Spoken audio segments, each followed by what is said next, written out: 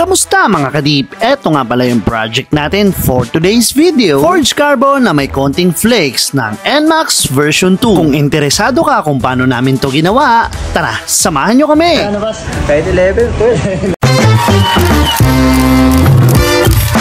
Ito nga pala yung unit ni Bossing mga kadip at eto naman yung mga parts na ipapagawa niya dito. Yung kaha kasi ni Bossing aftermarket daw kaya ipapakulay na lang niya yung kakulay ng kaha niya. At para umangas naman daw ang dating, ifo-forged carbon naman daw niya yung ibang mga panel na with flakes. Since kulang tayo sa manpower ng araw na to, kaya as usual kami na naman ni Esme ang magkatandim na ito at sa part na to ina-apply na natin yung ating plastic promoter para kumapit yung ating pintura. Isabay na rin nating i-primer itong espada ni Bossing para may panibagong pundasyon tayo. After nyan mga kadip, since Ferrari Red ang napiling kulay ni Bossing, eto magbe-base muna tayo ng ating color peach para mas madali nating mapakulay yung ating Ferrari Red. Bagay naman na ginagawa natin lagi dito sa shop. At since forged carbon ang napiling design ni Bossing, syempre kailangan natin mag-base ng itim. After nyan, habang pina-flash off, ilalatag na natin yung film dito sa tubig. Sabay konting sayaw, activate, tapos ilubog na natin. Joke lang, hindi yung ganun kadali. Ilalatag muna natin sa tubig, aalisin yung mga bula, hihintayin kusang mag-expand na nakikita nyo sa video ngayon. Kapag okay na, kukulungin naman natin ngayon yung buong film. Tsaka natin i-activate. Tapos i-angle na natin kung paano natin ilulubog. Tapos dahan-dahang ilulubog na natin. Hindi siya ganun kadali, lalo na't nagdi-DIY ka pa lang. Swertihan nang makuha mo ng isang beses. Pero kadalasan, sasablay at sasablay ka talaga. Kaya sa mga kadip natin na nagsasabing lubog-lubog lang naman yan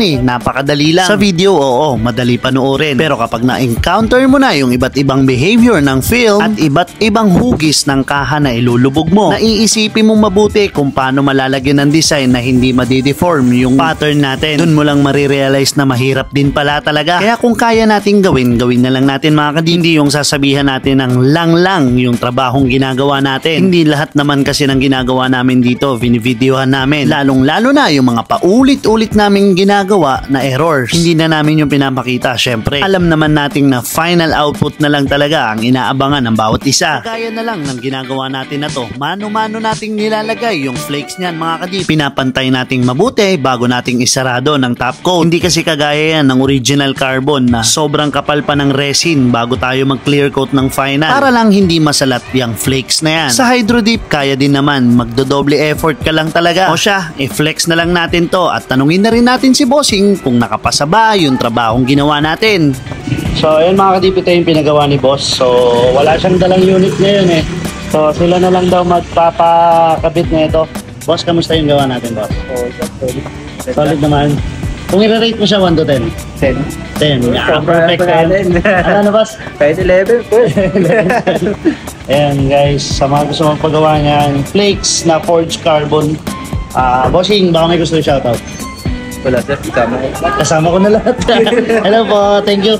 Bossing, kahit bumabagyo pumunta kayo, maraming salamat. Ingat kayo, Ride Safe. Boss, thank you po.